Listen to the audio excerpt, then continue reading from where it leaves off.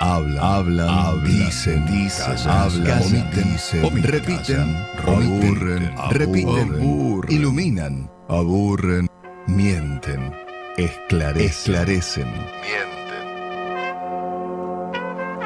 Voces, las voces de la semana. Las voces de la semana.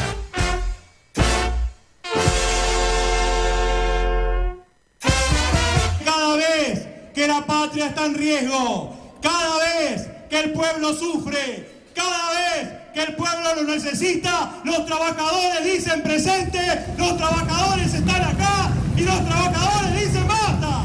Las grandes transformaciones del proceso político argentino las encabezó, las protagonizó y pusieron los muertos, los gremios, los trabajadores, y la transformación del país se debe al movimiento obrero organizado. En la década del 90, la ciudad de Rosario fue la capital de la pobreza, fue la capital nacional de la desocupación, fue la capital nacional de los movimientos sociales.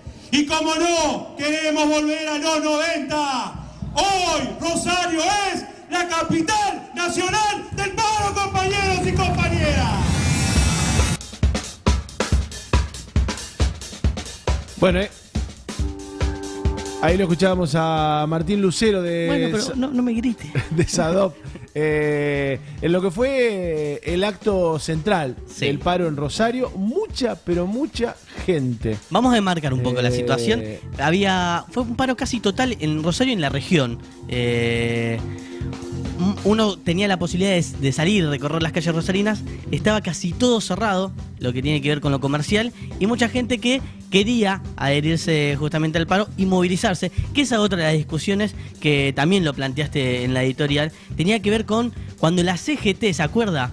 Ese momento que hacía mucho que no se vivía en el sindicalismo, las bases presionaban en el mismo acto organizado, esto de poner la fecha. Continuaba con una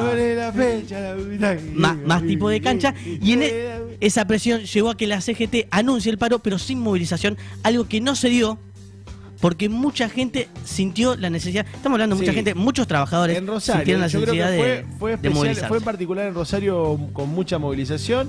En Capital Federal y en otras ciudades se vivió, al igual que en Rosario, más vinculado a los movimientos sociales que garantizaron esa movilización con cortes de ruta. Estuvo lo de Panamericana, la represión en Panamericana. Aquí en la ciudad de Rosario, en la región, el paro fue contundente.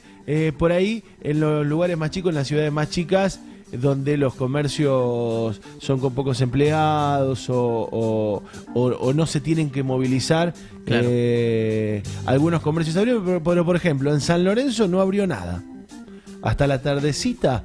Estuvo todo cerrado. Una movilización a la mañana en San Lorenzo, no fue con cortes de ruta, una movilización de la CGT San Lorenzo. Aquí en Rosario, decíamos, varias organizaciones cortaron los accesos a la ciudad. Hubo de nuevo un incidente que podría haber terminado muy, pero muy mal, que fue una moto que atropelló a una joven madre con su hijo, 19 años ella, le generó fracturas múltiples en las piernas, lastimó al chiquito, también una locura.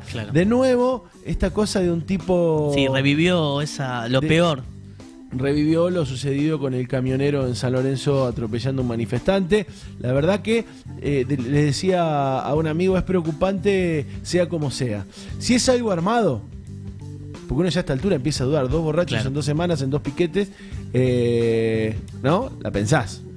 Pero si es algo armado es terrible. Si no es armado, me parece que también es terrible, porque creo que se ha generado plafón con un discurso que viene desde arriba, demonizando las protestas, demonizando las manifestaciones. Se ha generado plafón para que un tipo se le ocurra más sí yo paso y que se mueran todos, ¿no? Me parece que es grave a como dé lugar. Eso no tiñó lo general del paro, fue ya casi cerrando la jornada de los piquetes, que fueron hasta las 2 del mediodía, pero con una adhesión gigantesca. Que en Rosario, decíamos, los gremios de la CGT y de las 2 CTA se movilizaron, hubo diferentes actos. Sí, Pero por un lado está el movimiento sindical rosarino, donde... que es lo que escuchábamos, ¿no? Parte Claro. del acto donde estaba Martín Lucero, donde participaron muchísimos gremios, y por otro lado, la Central de Trabajadores, la CTA Autónoma, con Gustavo Teres a la cabeza, que también hizo un acto frente a la Bolsa de Comercio.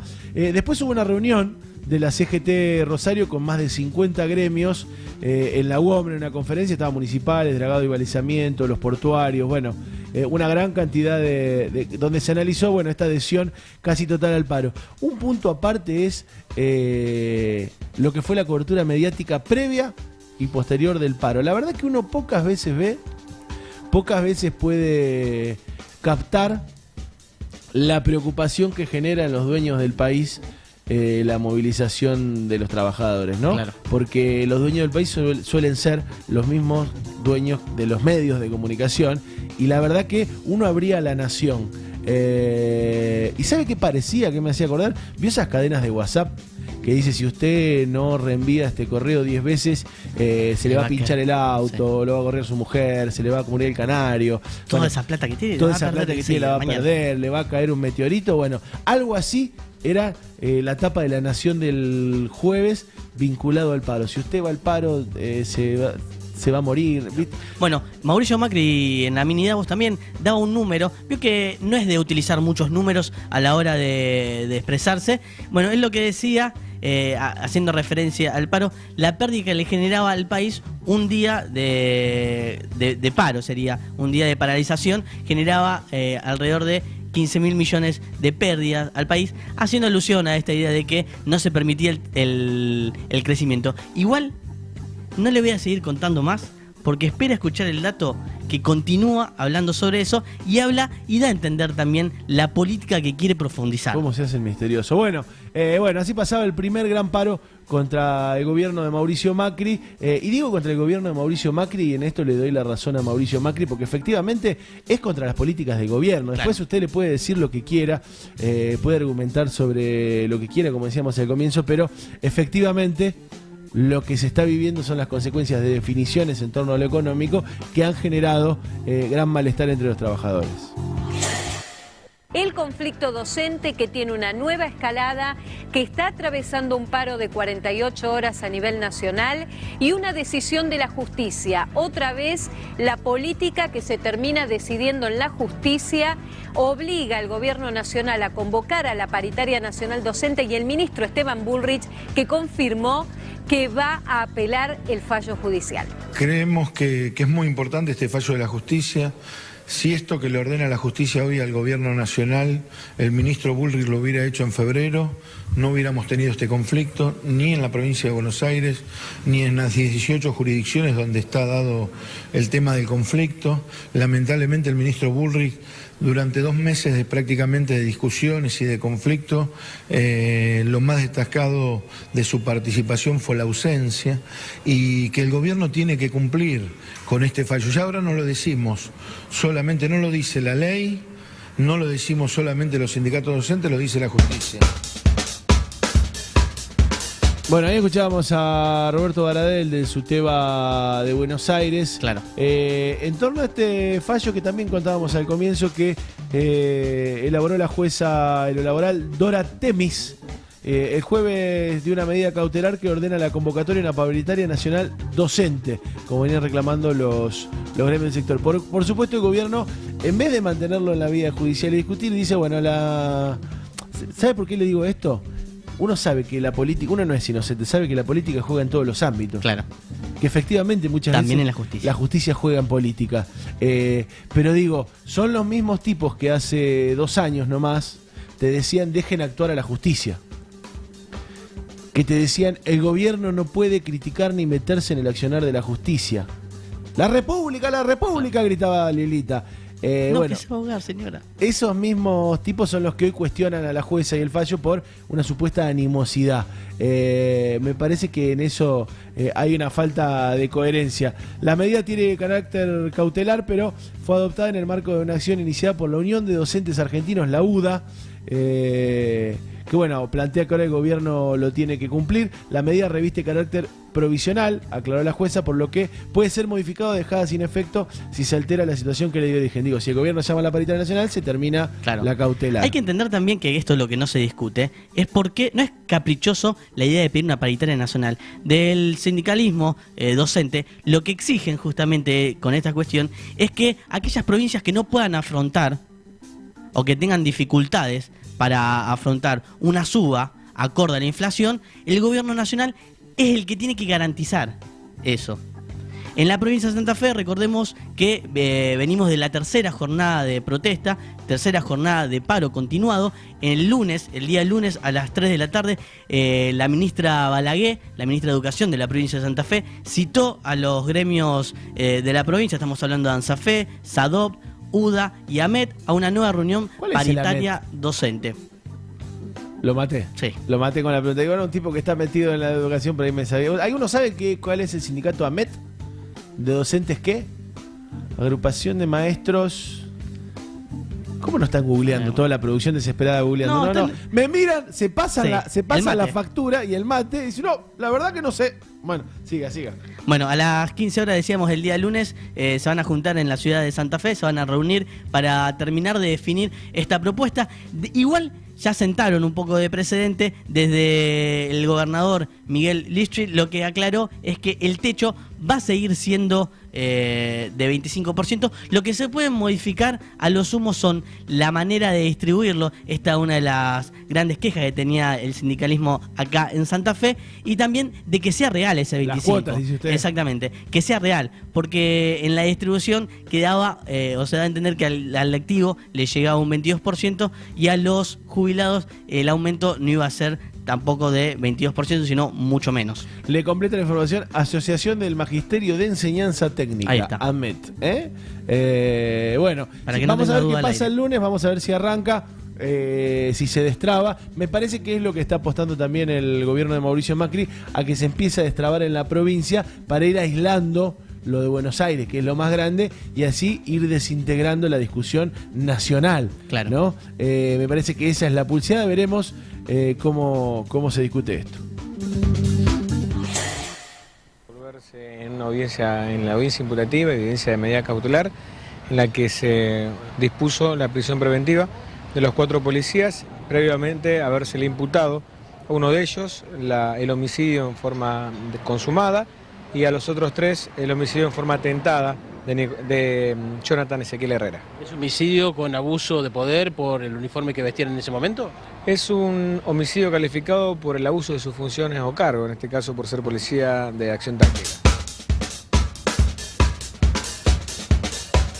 Qué atento que está la audiencia. Llueven los mensajes de nuestro amigo, por ejemplo, Pablo, que dice: AMET es de los profesores de escuelas técnicas, docente de enseñanza técnica, dice nuestro amigo y querido locutor oficial Martín Becchiarello.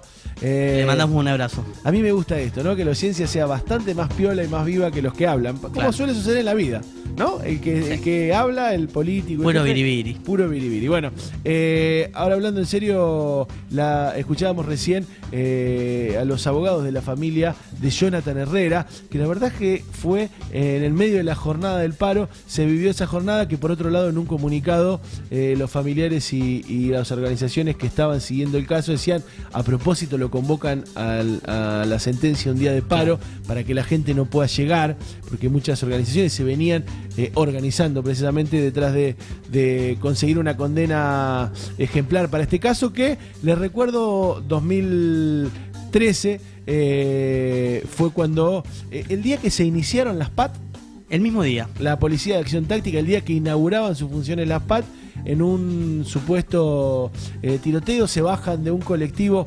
uniformado de las PAT persiguiendo a un delincuente. En eso Jonathan estaba en la puerta de su casa lavando el auto y recibió un disparo que terminó con su vida. Lo que también dicen que esto es el trágico final anunciado de una serie, digo lo que dicen los familiares, los amigos en el comunicado que estuvo circulando, es el final anunciado una serie de irregularidades. Claro. Serie de irregularidades que dejó pasar el tiempo en torno a pruebas que se fueron modificando, denuncian ocultamiento de pruebas, denuncian modificación de las pruebas, como suele suceder en cada caso que está implicado un agente de la Fuerza de Seguridad, y las pruebas las tiene que guardar un agente de seguridad. Bueno, ¿vio cuando se decía del paro que era un paro político? Sí. Bueno, esta sentencia es política. Está escondiendo detrás ese poder que tiene el Estado para ocultar muchas cosas que lo implica, en este caso, la represión de la fuerza policial. Mira, le digo la sentencia como fue. Los jueces Alarcón, Bala y Curto le dieron a Gladys Beatriz Galindo, que es la agente del Comando Radioeléctrico acusada de homicidio calificado, fue absuelta. Ramiro Rosales, que es agente de la Policía Táctica acusado de homicidio calificado, fue condenado solo a 6 años y 6 meses de prisión por homicidio culposo. Francisco Javier Rodríguez, Luis Alberto Sosa y Alejandro Jonathan Galvez, también de la PAT, fueron condenados a 3 años y 8 meses por abuso de arma agravado. La verdad que es una condena que uno no esperaba bajo ningún punto de vista, ¿no? La familia está muy consternada, había mucha bronca, y la verdad que me parece que es eso, ¿no? Es tratar de ocultar una responsabilidad, porque de fondo habría que empezar a discutir qué pasa. Si están preparados, si estaban preparados. ¿Se acuerda cuando nosotros estábamos al aire cuando arrancó la Policía de Acción Táctica? Claro. Y una de las cosas que discutíamos es, había una urgencia, digo lo político detrás de esto, ¿no? Había una urgencia por sacar nuevos oficiales a la calle. Había que mostrar ante la sociedad que se estaba haciendo algo, ¿no? Ante los hechos de inseguridad, ante el avance del narcotráfico, ante las muertes violentas, había que sacar a la calle. Y en algún momento se cuestionó también si realmente estaban preparados los agentes para salir a la calle. Si realmente había una formación necesaria para darle a un tipo un arma. Bueno, el día que inauguran esto, el día que arrancan las PAT, matan por accidente, digo por accidente, en realidad por negligencia. Claro. Matan a un pibe como Jonathan Herrera. Me parece que lo que de fondo hay es eso. Lo que no se está queriendo castigar es la irresponsabilidad en la formación y poner en cuestión eso. No es solo una cuestión de individuos. Me parece que la cosa pasa un poquito por ahí. Bueno, habrá que ver ahora si hay alguna instancia más de apelación de esto. Bueno, y fue la carta fuerte del socialismo también, esto que vos decías de lo político, esto de presentar una nueva carrera de policía que tenga una extensión en cuanto a la currícula, que no Claro. sea de 1 año, de 6 meses, sino que tenga una carrera de 3 años. La provincia de Santa Fe tomó al tema de la seguridad corrido por lo político, se apresuró y en este caso tiene estas consecuencias primarias que después, incluso en vez de retroceder y generar una cierta crítica, lo que hace es casi como un borrón y cuenta nueva. Me parece que también lo más interesante a la hora de desarrollar esta noticia es lo que queda al final, es cuando salen los familiares de tribunales, que el último mensaje que se da de parte de los familiares es que esto no es que termina acá, sino que esto es lo que recién empieza. A partir de ahora empieza esta disputa y esta lucha que vienen llevando adelante la familia con distintas organizaciones sociales detrás que ayudan y acompañan, y como nosotros veníamos diciendo también cuando también enmarcamos en este contexto, la discusión se da en la calle y es en los familiares y en la calle cuando esto no queda impune y logra que pueda tener algún tipo de repercusión. Así es. Bueno, veremos si esto, como muchas veces, termina pudiéndose discutir más en la calle que en los recintos, y veremos si hay una nueva instancia de apelación. Las elecciones universitarias ya están en marcha. La Facultad de Ciencia Política y Relaciones Internacionales es la primera unidad académica en implementar el voto en braille y macrotipo para los estudiantes con discapacidad visual. La Casa de Altos Estudios es una de las instituciones con más estudiantes con discapacidad visual y desde hace varios años trabaja en distintas actividades con el objetivo de abordar la discapacidad desde una mirada de los derechos humanos a través de su programa de inclusión. Bueno, Nada, está bien, la noticia es positiva. sí. Bueno, Sí. no sé si es el eje, si es lo importante. Es de otra cosa, Claro. pero es positiva. Bueno, no, tenía que ver con las elecciones universitarias, que esta semana, muchas cosas pasaron esta semana en Rosario. Digo, vinculado a la política, y una tiene que ver con la política universitaria. Fueron las elecciones en la Universidad Nacional de Rosario, y algunos resultados que dejaron han cambiado el mapa de lo que históricamente era la dirección estudiantil en la ciudad de Rosario. Por ejemplo, Sí. por primera vez en muchísimo tiempo, no sé si desde la vuelta de la democracia hasta acá, la Franja Morada, que es la fuerza política universitaria de la Unión Cívica Radical, no dirige ningún centro. La verdad que esa es la noticia, me parece, pensando en cómo se va a marcar el nuevo proceso político dentro de la universidad. Sí, y pensando también en algunas consecuencias que va generando también el macrismo, digo, ¿no? Claro. ¿Podés hacer política estudiantil adhiriendo al macrismo? Bueno, Esta semana renunciaba el que dirige justamente... sí, no dirige. Usted dice el del la PRO de prensa, Santa sí. Fe. Bueno, no era tan así, lo habían echado hace unos años, no es muy claro. Apareció como una noticia que renunciaba el dirigente de la juventud del PRO. Enseguida del PRO dijeron, no, lo echamos cuando Me defraudó. lo echamos cuando lo quiso extorsionar del CEL, que si no le daba guita no le devolvía el Twitter. Dijo la diputada Bukasovich del PRO.